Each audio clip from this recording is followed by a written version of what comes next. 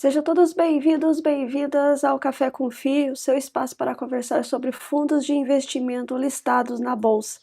Eu sou Andréas Costa e hoje recebemos Eduardo Martins, que é da equipe de gestão do Fito 11 e do FTCA 11, o Fundo Imobiliário e o Fiagro, ambos fundos aí da Fito Capital. Eduardo, então se apresente para o pessoal. E aí sim, vamos adentrar o fundo imobiliário e o Fiagro da casa.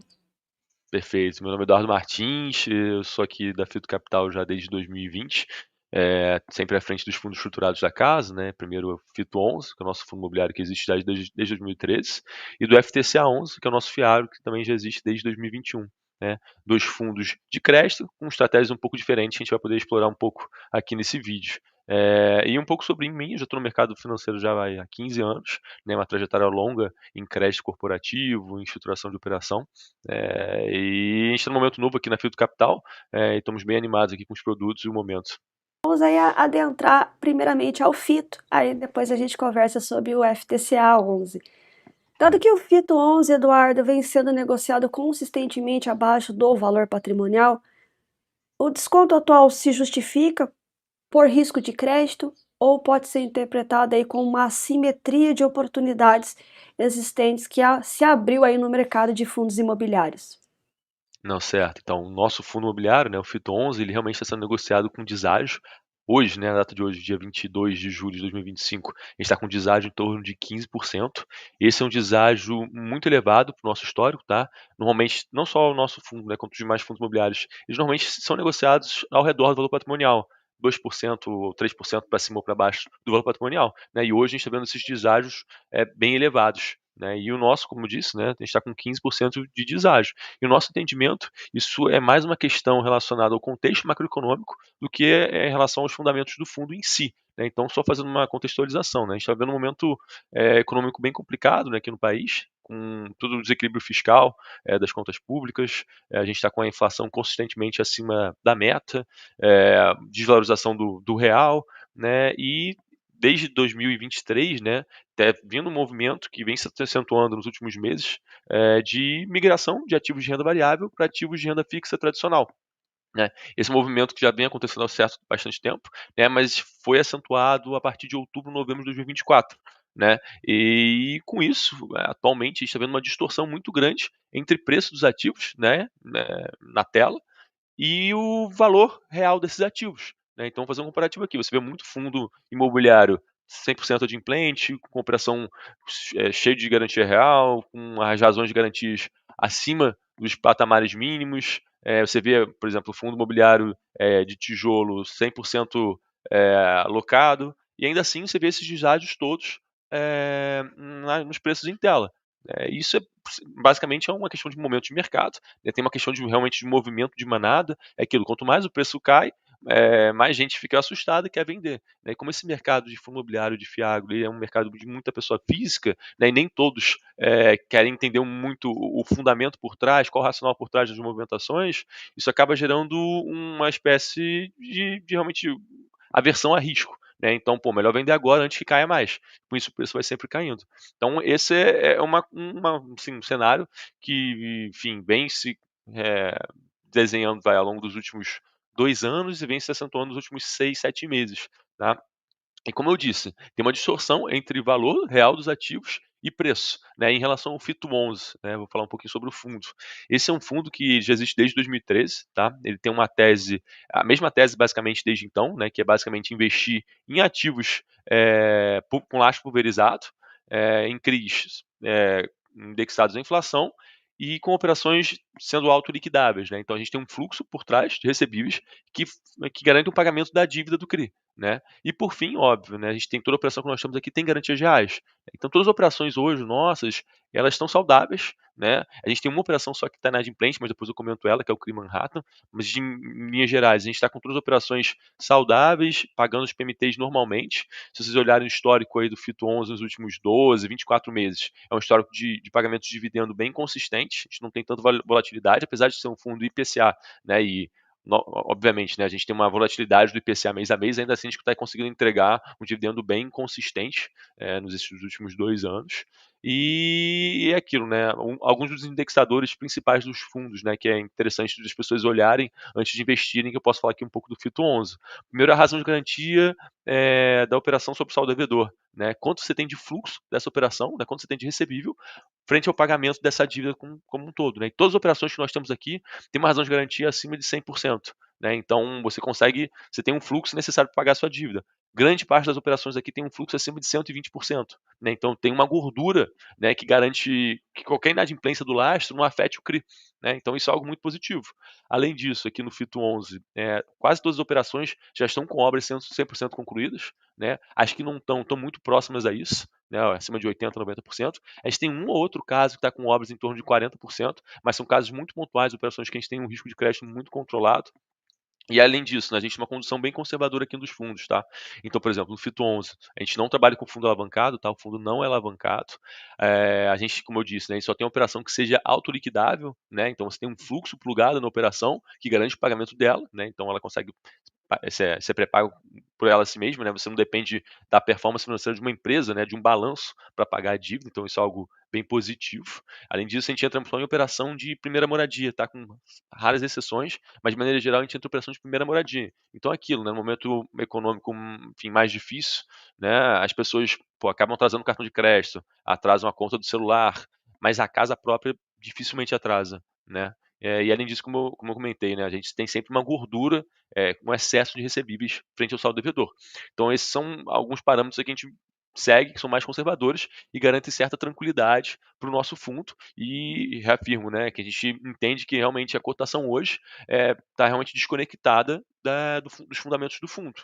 Né? Eu acho que outro ponto também importante mencionar, que é algo que sempre assusta investidor de fundo imobiliário, especialmente de CRIs. Né? Existem muitas operações que, enfim, elas são metidas num valor, vou dar um exemplo aqui fictício, vai de 100 milhões, só que as integralizações são feitas aos poucos, né? Vamos supor, a gente faz 4 integralizações de 25 milhões cada, né? Com isso, você acaba não pulverizando tanto os fundos, e mais do que isso, né? Se você não tiver recurso novo, você não consegue integralizar a operação, você, por exemplo, não consegue concluir uma obra, não consegue desenvolver um empreendimento. E uma operação do nosso portfólio tem isso, tá? Todas as operações que nós temos aqui já estão 100% integralizadas. Acho que as poucas que têm obra, tem um fundo de obra já constituído, que fazem frente aos desembolsos para você conseguir concluir seu empreendimento, tá? Então, respondendo de novo, né, a pergunta, a gente entende realmente que é uma assimetria de mercado essa cotação atual, o que não deixa de ser um ponto de entrada bem interessante para quem é novos cotistas, né, e para quem é cotista atual e queira aumentar. Que basicamente você tem três formas de se beneficiar dessa cotação atual. A primeira é o carrego implícito da carteira. Né? Então, com esse deságio de 15%, a gente está entregando aí um dividend yield mensal em torno de 1,30% ao mês. Um pouco a mais, um pouco a menos, a depender da inflação. Tá? Então, é um dividend yield sobre a cota mercado, perdão, é muito elevado. Além disso, né, o carrego implícito da carteira, pensando numa tabela de sensibilidade, tá? Considerando a reversão desse deságio, né, na cota, é em torno de IPCA mais 20%. Né? Então, é um carrego implícito muito grande. Né? Outro ponto, né, justamente esse fechamento de gap. Né? Em algum momento o mercado vai melhorar, a gente não sabe quando isso vai acontecer, mas em algum momento o mercado melhora, porque o mercado é cíclico, e quando isso acontecer vai ter esse fechamento de gap. Né? A mercado eventualmente ou vai chegar no VP, ou vai ficar muito próximo disso, ou pode até mesmo passar. Né? Então você eventualmente pode ter esse ganho de capital de em torno de 15%. E por fim, né, hoje, só uma questão um pouquinho mais técnica, né, o valor patrimonial do fundo ele é calculado mensalmente pelo nosso administrador, né, que é o BTG Pactual, e ele é calculado de forma teórica, né, porque a maior parte dos nossos ativos aqui são ativos exclusivos nossos, né, que a gente origina e estrutura. Hoje 70% do portfólio tem mais ou menos essa característica. Então são ativos que não têm liquidez no secundário, porque a gente compra, a gente fica com esse ativo realmente até o seu vencimento, que pode durar em 5, 10 anos. São ativos realmente de longo prazo de maturação. E como esses ativos não têm liquidez e o órgão regulador obriga o administrador a precificar, digamos assim, esses ativos, o administrador faz uma precificação teórica. Né? E ele faz basicamente essa precificação fazendo um comparativo com os títulos públicos, né, indexados à inflação, com um duration similar aos nossos ativos. E como esses títulos públicos estão sendo negociados com taxas muito altas, né, em torno de IPCA mais 7, mais ou menos, sendo que a média anterior é em torno de IPCA mais 4,5, IPCA mais 5, isso acaba pressionando um pouco o valor desses ativos, né, o valor teórico. Então, hoje, o nosso valor patrimonial está em torno de 2 a 3% abaixo do que ele é na curva para cada ativo. né? Então, eventualmente, quando o mercado também normalizar, né, quando o ciclo mudar, existe esse ganho aí de 2 a 3% de valorização do valor patrimonial, tá? Então, acho que são esses pontos, André. Primeiramente, qual que é a duration da carteira, em média? Já que você falou que vocês originam, estruturam aí esses CRIs, né? E eles são para carrego, né? Mas qual que é a duration dela? Isso, a duration hoje da gente está em 2,55, né? 2,55 anos. É curto prazo, a média. É aquilo, né? Normalmente operações que têm por exemplo, um vencimento de 3 a 4 anos, dependendo da forma que é a curva de amortização dela, a duration acaba sendo até um pouco menor, tá? Em torno de 1,5, 1,4. A gente está começando a travar cupom não, perdão, a duration acima para os novos ativos que a gente está alocando. Então, o que a gente vem fazendo nos últimos meses é realmente aumentar a duration do fundo, justamente porque a gente está conseguindo entrar em operações com taxas maiores, né? Então, a ideia é realmente aumentar essa duration. Hoje ela está em 2,55, a gente acha um patamar bom, né? Mas é aquilo, se a gente tivesse um fundo com uma duration maior há 2 anos atrás, nesse momento de abertura da curva de juros, né, da Selic, está em 15% hoje, a gente provavelmente estaria sofrendo no fundo. Então, nossa opção foi justamente ter uma duration menor, né, tempos atrás, porque a gente sabe que o Brasil é cíclico, é, a Selic, né, é muito volátil, né, basta lembrar que no começo de 2024 a gente estava precificando uma Selic aí de 9% no final do ano, e cá estamos em 2025 com Selic de 15%. Então é sempre muito volátil, e a gente sempre achou um pouco temerário aqui como gestão você ter uma duration muito longa em momentos de mercado que você consiga alocar com taxas menores, né? Então, vou dar um exemplo aqui. Em 2021, acho que todo mundo lembra que, enfim, o mercado estava muito líquido, o mercado realmente estava bombando, né? Estava com muita demanda. E as alocações dos ativos, a gente via muito ativo high grade sendo emitido a IPCA mais 5,5, IPCA mais 6,5, né? Na época fazia sentido, né? Mas a gente sabe que como o Brasil é cíclico, em algum momento vai ter um estresse nos títulos públicos, e os títulos públicos vão ser negociados, pô, acima desse patamar. Fácil, né? Acima de 6 com certeza, né? 7 realmente é um patamar de, enfim, momento de mercado bem estressado, mas acima de 6 é razoável, acima de 5, 6 é razoável de supor que isso vai acontecer. Então a gente sempre pensou aqui em ter uma duration um pouco menor nesses momentos de bonança, digamos assim, em momentos de estresse, a gente conseguir virar o barco aqui e entrar em operações com duration maior, né, e travando um cupom de remuneração mais alto para o fundo. Então, os CRIs, predominantemente, eles são indexados a IPCA. São. Maravilha. E qual que e num cenário de desinflação, né? Como que ele se comportou? Como que você, claro, não é algo muito comum no Brasil, mas vimos que isso pode acontecer, como já aconteceu. Como é que ele se expõe, né? Ou seja, como é que vocês veem essa situação e se ele possui, né, um mecanismo de proteção em caso de desaceleração inflacionária, que também é algo que pode acontecer. Não estamos vendo isso num curtíssimo prazo, mas tem que estar sempre montando cenários, né, Eduardo, para poder se antever aí e mitigar os riscos. Não, perfeito. Assim, o nosso fundo é um fundo majoritariamente indexado à inflação, tá? Hoje, 85% do portfólio tem essa característica e vai continuar sendo assim, né? A gente eventualmente põe uma espécie de proteção, né, hedge na carteira em CDI, mas a gente sempre vai ser IPCA+.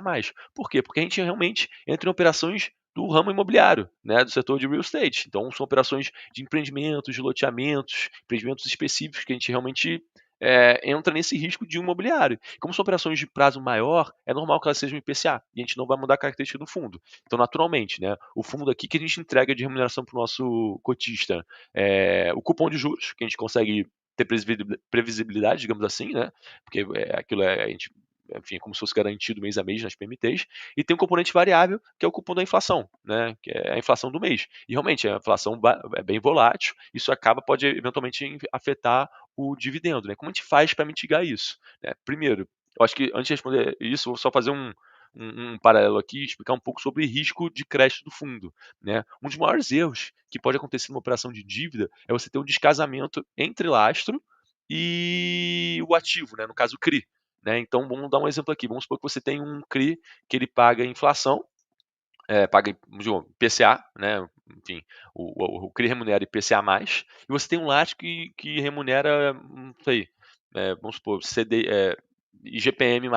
né? Apesar de serem dois lastros, né, assim, dois indexadores de inflação, você tem comportamentos diferentes. Então, vou dar um exemplo que aconteceu, inclusive, em 2021. Em 2021, a gente viu isso. Existiam operações em IPCA+, né, que, enfim, o IPCA no ano de 2021, se não me engano, foi em torno de 4%, algo em torno disso. Só que em 2021, o IGPM chegou a bater no acumulado de 12 meses 37%.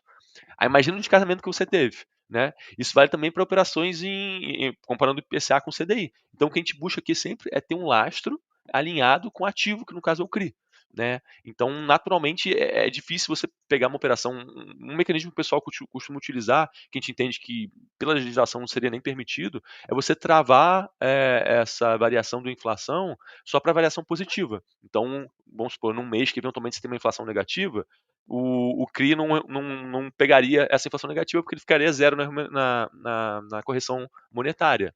No entanto, a gente entende que isso descasa o seu lastro. Você gera por mais que por um lado você entregue um dividendo melhor, pelo outro você está prejudicando a sua qualidade de crédito do seu ativo. Né? Como a gente está falando aqui de fundos de capital permanente, né, capital fechado, uma das regras número um aqui, né, que nem disse na célebre frase do Warren Buffett, é não perder dinheiro, né? Não perca dinheiro. Regra número dois é não esquecer da primeira regra. Então a gente pensa muito aqui no risco de crédito. Então a gente realmente tenta não descasar o lastro. Né? Acho que isso é uma característica importante. Então, agora retornando para a sua pergunta, né? Como a gente busca mitigar esses efeitos aqui? Normalmente, assim, eu acho que um ponto importante a falar do fundo é que a gente não tem taxa de performance. E as taxas operacionais do fundo são muito competitivas. Então, a nossa taxa hoje é de 1,10% ao ano. Né? Com isso, a gente sempre consegue trabalhar a nossa reserva de resultados. Então, todo mês a gente tem uma reserva de resultados. Para justamente para aquele mês que você tem uma inflação mais controlada, você consiga ter uma gordura para liberar como dividendo para o nosso cotista. Então, essa é a forma principal que a gente usa. Mas também, como você disse, né, é importante mencionar que meses de deflação no país são muito raros. Então, se pegar um histórico aí sei lá, de 2010 para cá, a estatística, eu olhei isso há pouco tempo, mas era menos que 5% dos meses você teve deflação. Né? Então, realmente é um evento raro. Se pegasse de 2020 para cá, de 2000 para cá, então, esse 5% fica menor ainda. Então, é importante mencionar isso, né? Você falou também muito de lastro, e aí me lembrou de garantias, né? Como é que funciona as garantias no fundo, né? Quais são os fundamentos que vocês utilizam ali para estar mitigando também esse risco, né, de inadimplência, né? Que é algo que teme muitos investidores quando se fala em fundos de crédito. Isso. Vamos lá. A gente está falando aqui de operações, via de regra, operações imobiliárias são de longo prazo, 5 a 10 anos. Tem até operação de 12, mas normalmente não passa muito de 10. Então é aquilo, né? De novo, o Brasil é muito cíclico, a economia que passa por diversos períodos de afrouxamento e aperto, né, monetário. E é natural que em algum momento você tenha algum estresse nas operações. Isso é normal, tá? Quem falar que não acontece não está sendo sincero. Acontece. Mas como que você resolve isso? Você tendo uma estrutura robusta de garantias por trás. Você tendo num que se agarrar, você tem força de negociação. Então você pode chegar, né, para o seu devedor, né, para o cedente da operação e negociar. Falar, ó, entendo que você está apertado aqui, como a gente pode resolver? É aquilo, a gente não abre mão de principal nem de nada do tipo, mas a gente pode flexibilizar alguma coisa. A razão de garantia que era para ser 120% sobre o saldo devedor, pô, vamos liberar um pouquinho, botar 115, 110? Ah, beleza, se você entregar isso e aquilo, a gente consegue dar isso, né? E por isso que é importante você ter uma estrutura boa por trás, por isso que a gente prefere sempre originar e estruturar nossas próprias operações. Em relação à garantia real, isso para a gente é praticamente negociável. E só tem uma operação aqui que não tem garantia real, mas é uma operação com um perfil de risco de crédito bem controlado e você tem muito fluxo de recebível por trás. Posso até citar aqui, que é o CRI da Planova. Né? A gente tem uma razão de garantia sobre o saldo devedor, né? Um fluxo de quase 10 vezes a dívida com uma empresa aí, vai AAA.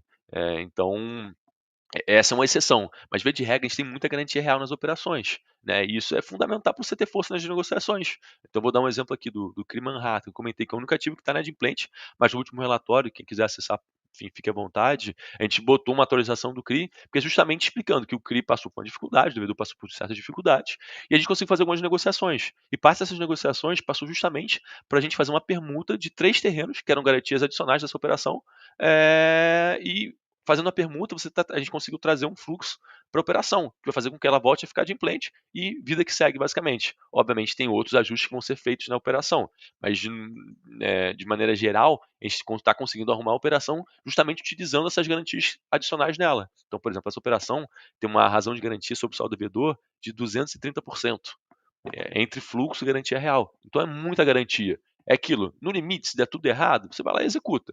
Não é algo que a gente queira fazer, desde 2013 a gente nunca fez isso, né, mas é aquilo, se precisar fazer a gente faz. É um processo um pouco moroso, né, enfim, mas no limite você consegue recuperar o principal, mas, pô, juro, multa, mora, mas é aquilo, tendo uma estrutura forte por trás, você consegue negociar. Isso a gente não abre mão nunca, né? Não à toa a gente tem um fundo desde 2013 com essa tese, a gente nunca perdeu o principal, né? Nunca teve default na carteira, graças a Deus. E quais são as garantias que vocês geralmente utilizam? Você falou que essa foi uma garantia extra, né? Adicional, né? Mas o que que vocês realmente prezam ali na hora de colocar? Não, vamos estruturar, vamos originar, mas esses tipos de garantias são fundamentais que tem ali para que vocês consigam mitigar esse risco. Sim, então primeiro é fluxo de recebíveis, né, então toda operação que nós temos aqui tem cessão fiduciária de um fluxo, né.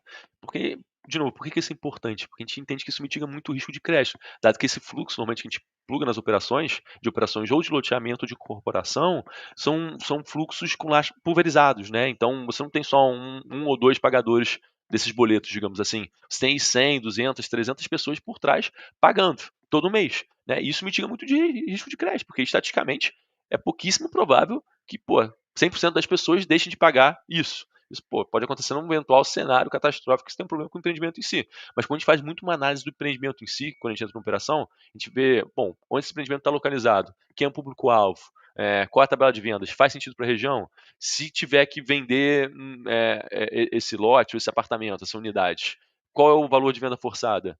Né? Então, esse é o tipo de análise que a gente faz. E na nossa análise também a gente consegue fazer teste de estresse e ver quanto desaforo essa carteira consegue levar. Né? Então, quanto de inadimplência na carteira você pode ter antes que isso afete o CRI.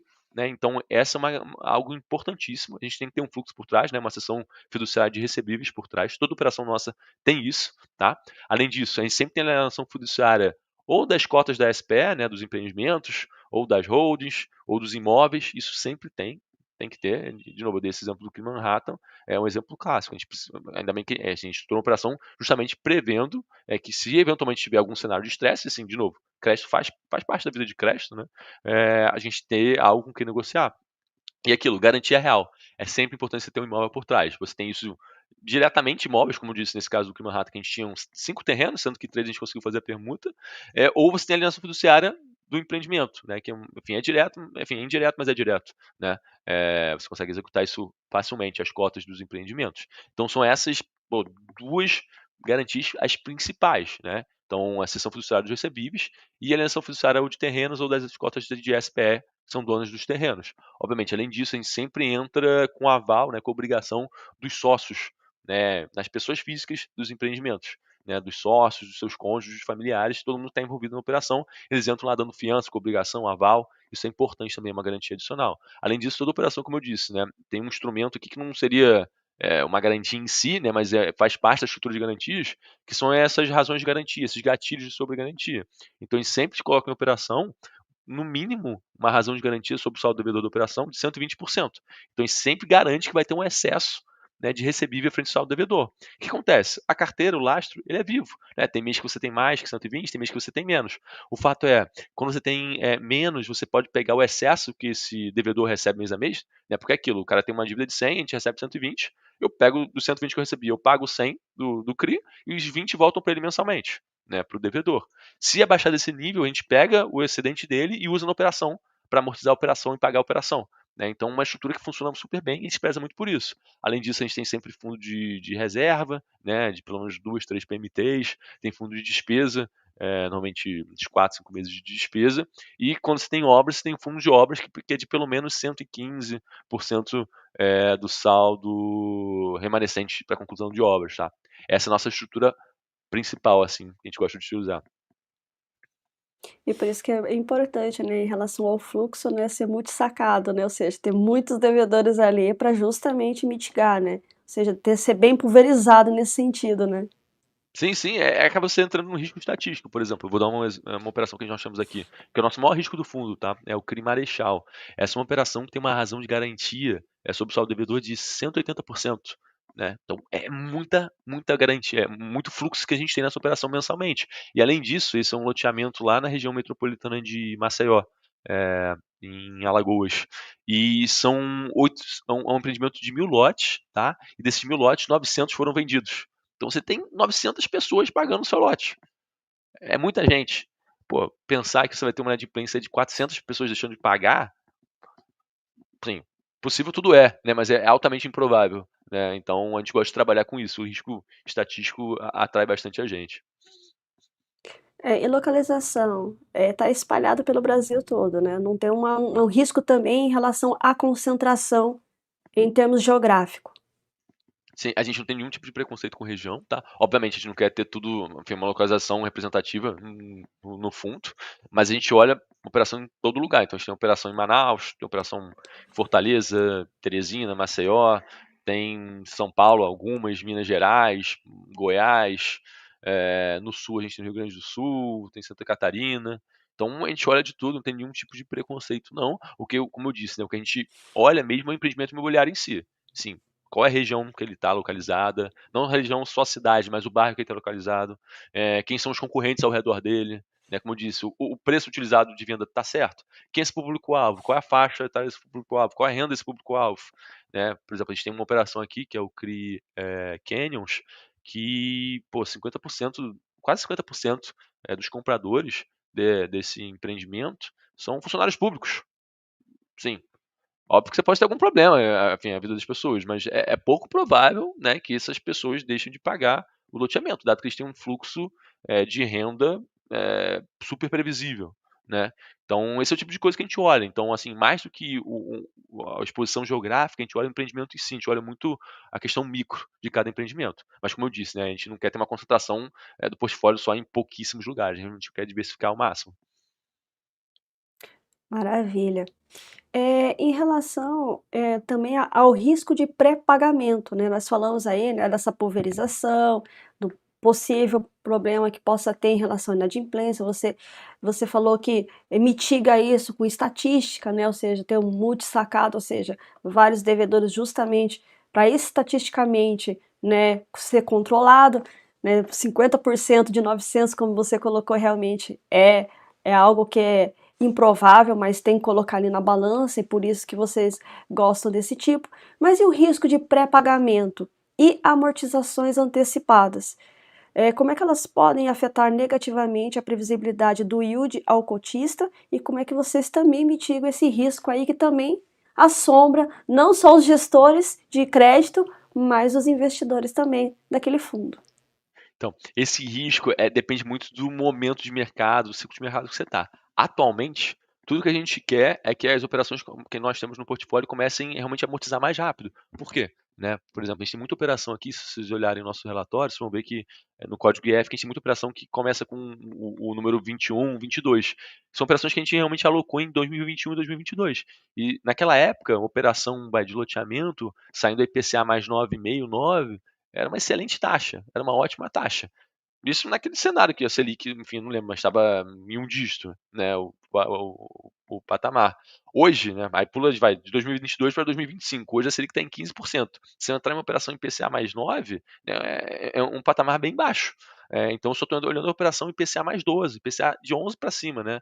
Hoje eu estou com um pipeline de três operações que está liquidando aí nas próximas semanas, e todas as operações são acima de IPCA mais 12. E operações que têm essa taxa maior que o nosso portfólio, né? Hoje o nosso portfólio remunera IPCA mais 10,3%, excelente taxa, mas a gente está conseguindo entrar em operações com taxas maiores e com o mesmo risco, basicamente. Né? Operações com esse nosso DNA, com esse nosso feijão com arroz que eu disse, com essa estrutura de garantias, operações autoliquidáveis, com razão de garantia acima de 120%, né? Enfim, de empreendedores que fazem isso há diversos anos, né? Que tem um histórico comprovado de entrega, que tem uma carteira excelente, já vem performando há alguns anos.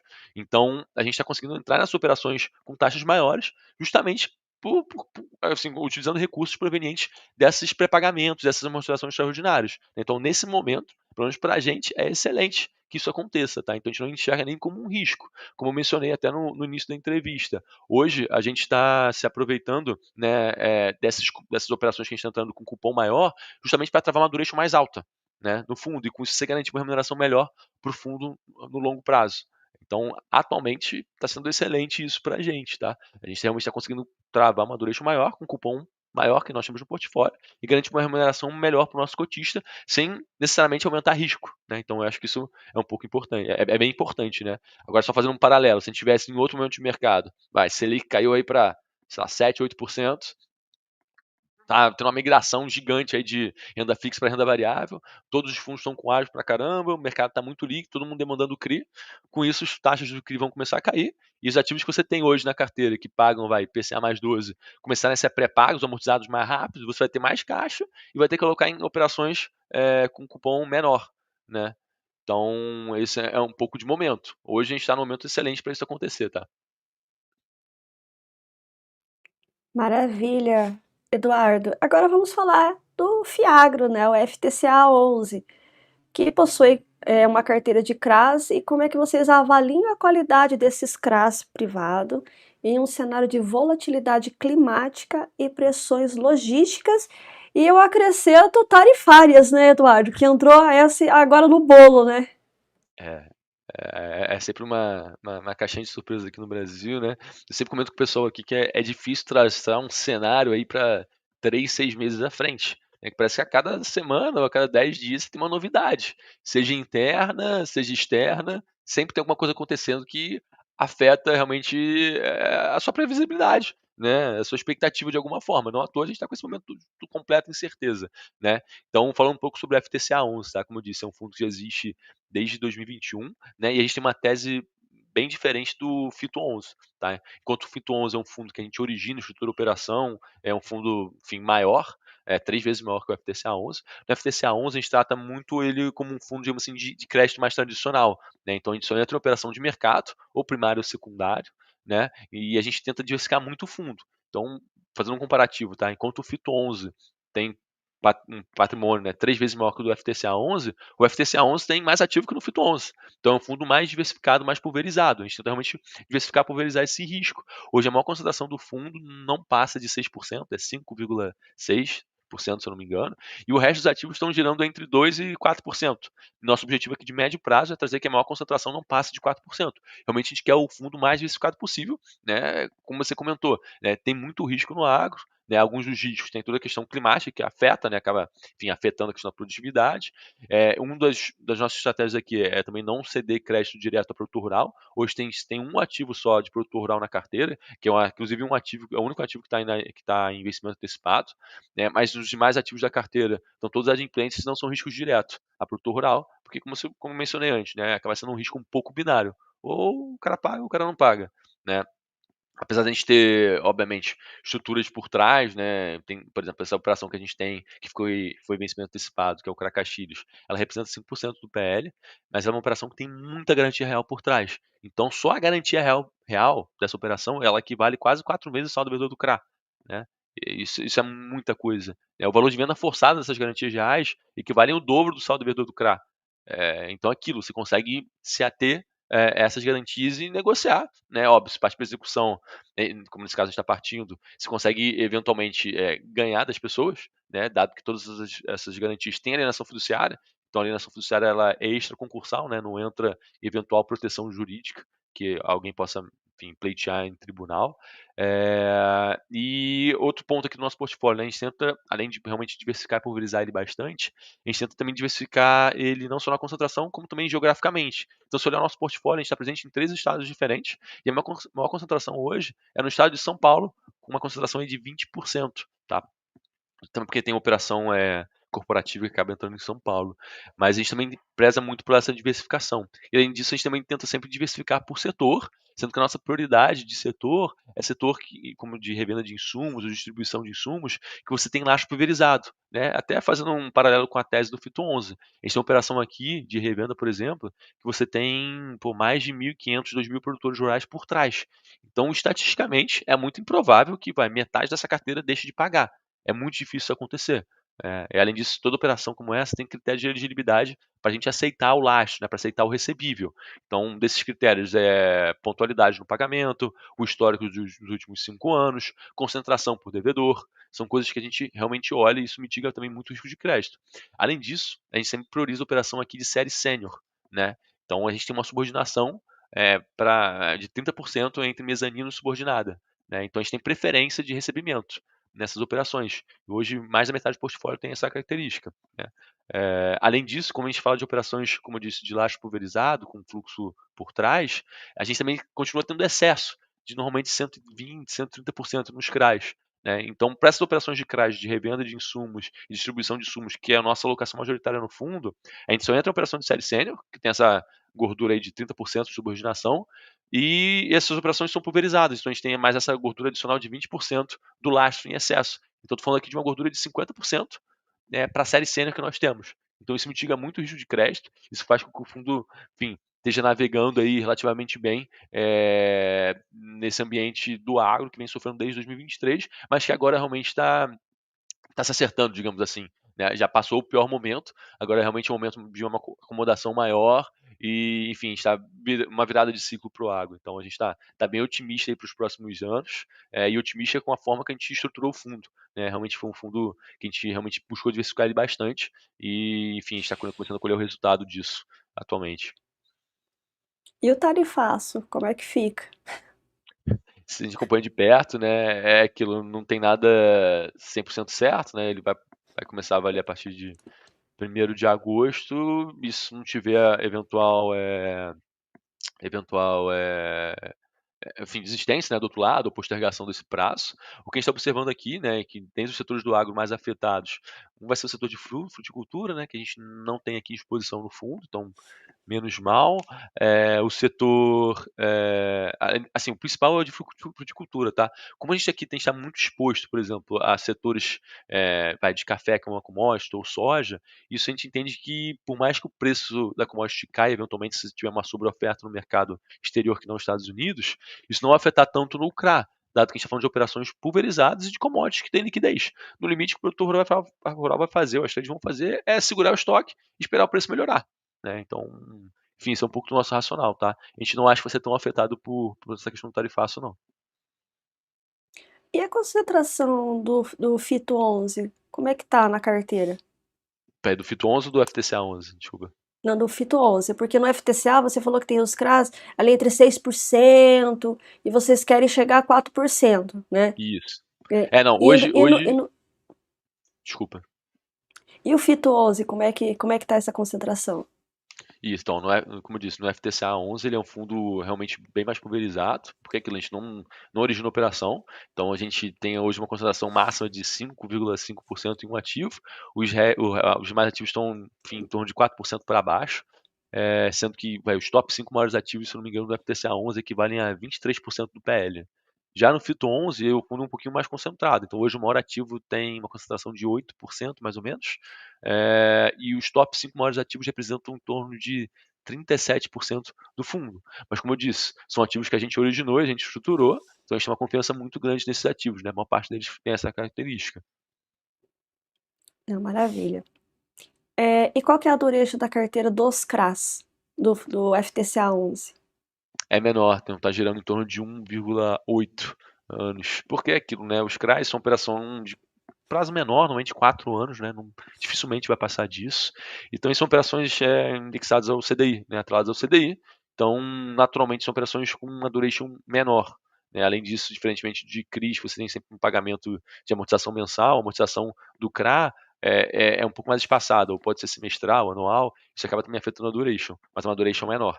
Então, a marcação deles não é tão, né, como que eu posso dizer, não é tão afetada ali para a curva de juros de longo prazo, né? Porque eles são de curto prazo, né? Curtíssimo prazo, né, eu diria, né?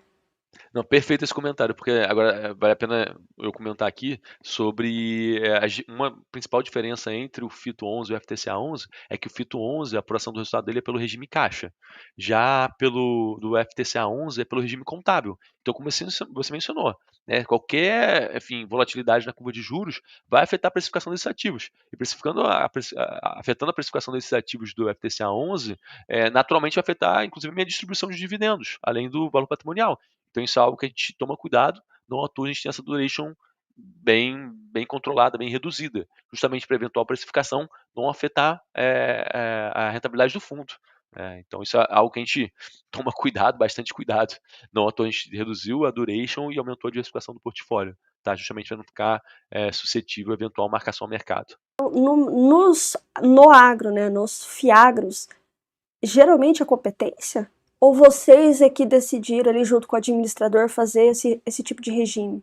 Essa é uma determinação, enfim, do órgão regulador, isso é bem comum e, de novo, essa é uma responsabilidade sempre do administrador, e isso é imposto pro gestor, digamos assim, né. Então é dessa forma que funciona, mas o natural é ser contábil mesmo, tá. Praticamente todos os FIAGs são contábeis até onde eu sei. Não, então, mas a gente tem um cuidado quanto a isso, porque a gente tem que ter evento caixa, senão a gente não tem caixa para distribuir. Então o que que a gente faz? Uhum. Praticamente todas as operações aqui têm no mínimo desembolso semestral, porque essa é a entrada de Hum, caixa. Então a gente consegue planejar o caixa e calibrar isso, né? Essa é uma preocupação que a gente tem, no FTCA 11. Então, muito raro alguma operação que não pague semestralmente. Tem que ter desembolso semestral, porque aí faz a diferença. A gente consegue trabalhar o caixa, né? E essa é uma informação até relativamente fácil de ser verificada. Quem tiver curiosidade, basta acessar o Fundosnet, né, que é o portal da B3, e entrar lá no informe mensal do fundo. Vocês conseguem visualizar como está se portando o fundo nessa questão. Mas a gente sempre tem aqui operação, a gente prioriza muito operação com pagamento semestral, né, justamente para a gente conseguir calibrar e dosar o caixa. exatamente, ter essa previsibilidade, né? Conseguir ali, né, mitigar justamente o risco até de crédito. Sim, sim. É, Eduardo, tanto no FITO 11 quanto no FTCA 11, o rendimento mensal tem sido consistente, mas qual é a real sustentabilidade desses dividendos? Você falou da sistemática, do mecanismo, né? Mas como é que vocês têm feito essa sustentabilidade diante da rolagem de ativos e da liquidez no mercado secundário de crédito privado? Não, assim, nosso monitoramento aqui no patamar de dividendos atual é bem sustentável, tá? Como eu disse, né, falando agora vou separar, tá, a resposta entre o FII e o FIAGro, né? No FITO 11, por exemplo, é aquilo, todos os ativos estão pagando normalmente, né, com exceção do clima rato, mas estão pagando, a gente está recebendo as PMTs mensalmente, gerando caixa da operação, tem muito excesso de recebível, sempre tendo juros, pagamento de juros, amortização mensal. Então, assim, de novo, qualquer volatilidade vai estar mais relacionada à questão da inflação. Então, se tiver um mês de inflação super elevada, enfim, naturalmente o dividendo vai ser um pouco maior, mas sempre a gente vai trabalhar justamente essa questão da reserva de caixa acumulado, né, reserva de resultados acumulados, para conseguir manter uma maior linearidade possível do nosso dividendo. Então, enfim, do FITO 11 é isso. Do FTCA 11, como eu mencionei, ele é um fundo que apura o resultado pelo regime contábil, mas a gente tem essa preocupação de ter os ativos com pagamento pelo menos semestral, para a gente conseguir trabalhar esse fluxo. Então a gente tem bastante previsibilidade nesse fluxo, não está tendo nenhum tipo de problema. Além disso, a gente é muito conservador, então a gente costuma trabalhar no FTCA 11 com uma reserva de resultado acumulada até maior, tá? Bem maior. Então quem tiver curiosidade, basta acessar o relatório gerencial agora do mês de junho de 2025, vocês vão ver que a gente tem uma reserva equivalente a quase 50% do nosso último dividendo, né? Então, uma reserva bem expressiva, né? Que garante realmente que eventuais volatilidades de mercado, como você mencionou, né? Se eu tiver algum ativo aqui que começa a ser negociado no mercado com deságio grande, isso vai afetar minha precificação aqui, isso pode afetar meu dividendo. Então, por isso que eu trabalho sempre com um saldo de reserva acumulada alto no FTCA 11, justamente porque para, enfim, prevenir esse tipo de movimento. Mas a gente está bem confiante que os dividendos mensais que a gente vem pagando são sustentáveis e devem continuar assim, tá? Maravilha. Eduardo, mais uma vez gostaria de te agradecer por você ter vindo aqui e falado aí a respeito do tanto o fundo imobiliário quanto o fiado da casa. Então, eu gostaria que você deixasse suas considerações finais e as mídias sociais para quem quer conhecer mais ou ficou com alguma dúvida a respeito do fundo imobiliário e do Fiagro. Ah, perfeito. Mais uma vez, obrigado pelo espaço aqui que você concedeu. É sempre importante a gente conversar com o nosso cotista, né, explicar um pouco do fundo, né, quais são as teses que a gente tem no FITO 11, no FTCA 11, porque aquilo, né, uma das coisas que a gente mais deseja aqui é ter esse alinhamento com o nosso cotista, o eventual cotista, né. A pior coisa que tem é a frustração por entender como um investimento funciona, enfim, quais os fundamentos de algo que você está investindo, né. Ganhar dinheiro não é simples, né, então quando a pessoa investe nos fundos, quer saber o que está acontecendo. Um dos nossos compromissos aqui, dos nossos valores, é justamente a transparência. Então a gente realmente gosta de conversar, de dar a cara a tapa, mostrar as informações para falar como que estão os fundos, né? E como eu mencionei no começo da conversa, hoje as cotações não refletem os fundamentos dos fundos. Hoje a gente está com o FITO 11, né, com deságio de 15%, o FTSE 11 está com deságio inclusive maior, está de 20 e pouquinhos por cento, né? E os fundamentos dos fundos são bons. Eu acho que a gente conseguiu falar um pouco sobre isso aqui nessa conversa. Eu convido a todos que tiverem interesse que acessem o nosso relatório gerencial dos 2 fundos. São relatórios realmente bem completos, que a gente realmente explica da nossa tese, explica qual é o portfólio, o que a gente está fazendo com eles. A gente, inclusive, coloca link para cada ativo que a gente tem no portfólio, então quem quiser ver, é só clicar nos links que a gente apresenta lá, vocês vão ter acesso a toda a documentação de todas as operações, então é algo realmente muito transparente. E também convido a todos que quiserem acessar nossas redes sociais, né? A gente tem o LinkedIn, tem o Instagram, tem o nosso site, a gente inclusive tem uma comunidade no WhatsApp, quem quiser tem o link nos relatórios gerenciais, pode acessar. A gente sempre está mandando informação para todo mundo e nos colocando à disposição, tá? Qualquer dúvida também a gente está sempre à disposição pelo nosso e-mail institucional, que é ri@fitocapital.com.br. Maravilha. Mais uma vez, Eduardo, gostaria de te agradecer por você ter vindo aqui. E, pessoal, até o próximo episódio. Tchau, tchau, Eduardo. Tchau, tchau, pessoal. Ah, e se você não é inscrito no canal, se inscreva, acione o sininho para ser notificado de todos os episódios do podcast. Também estamos nas principais plataformas de streaming. Deixe seu like e compartilhe aí para que mais pessoas aí conheçam e venham conhecer o fundo e entender diretamente da fonte como é que ele funciona e qual é o seu estado atual. Mais uma vez, obrigada, Eduardo, e até o próximo. Tchau, tchau. Tchau, tchau.